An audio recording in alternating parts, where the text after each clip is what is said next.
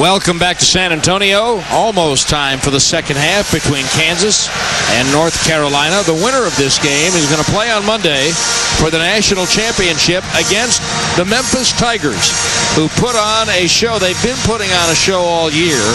Not a lot of people have been buying tickets, but they're paying attention after what they did to UCLA. Well, you mentioned Carolina blues. How about UCLA singing the blues? And they weren't even on Beale Street. Home of the Memphis Tigers. Absolutely outstanding. Great defense led to what we expected from John Calipari's club. That's really good offense off the defense. Rose, particularly Chris Douglas Roberts, with some acrobatic moves. But the freshman was just sensational. Derrick Rose from Chicago, Illinois, just having a brilliant tournament, Brad. You got a chance to enjoy him on a number of occasions throughout this tournament. I had the chance to be in Houston and see them beat Michigan State and Texas. And as you mentioned earlier, Fran, that's probably the toughest on-paper regional road that any of these teams had to travel in terms of the quality of the competition. And so now we watch the North Carolina Tar Heels come out and try to figure out if anybody got the number of that truck.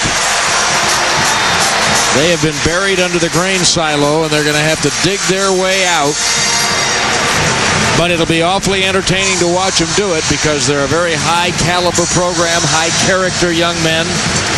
And I'm sure their coach has challenged them in the locker room at halftime. You can bet that we'll see a very furious first 3 minutes of the second half for a team that averages 89 points a ball game. It only has, at this point, 27. Before we start play in the second half, we want to again welcome all of you around the world. We're just so privileged to be able to bring this game to you wherever you are, on whatever continent. Our friends in Canada, we know we have a lot of viewers there tonight, and we really appreciate your being with us. And all of you on the cruise ships. The Carnival Pride is off the west coast of Mexico, the Freedom of the Seas off the Gulf of Mexico. If you're near the Gulf of Panama on the QE2, lift a cold one for Coach Fraschilla. And if you're in the middle of the Caribbean on the Crown Princess, don't forget us when you go to the midnight buffet. And let me throw out a hello to Rick Kell and the USO, Operation Gridiron, Todd Blackledge, one of our colleagues in the broadcasting business. They're at Camp Arif John right now in Kuwait. And I know they are, along with all the men and women over there watching this game. Now, you must have another clinic coming up this summer in Italy, don't you? I will be in Treviso in early June as I get ready for... I want to be you. Oh.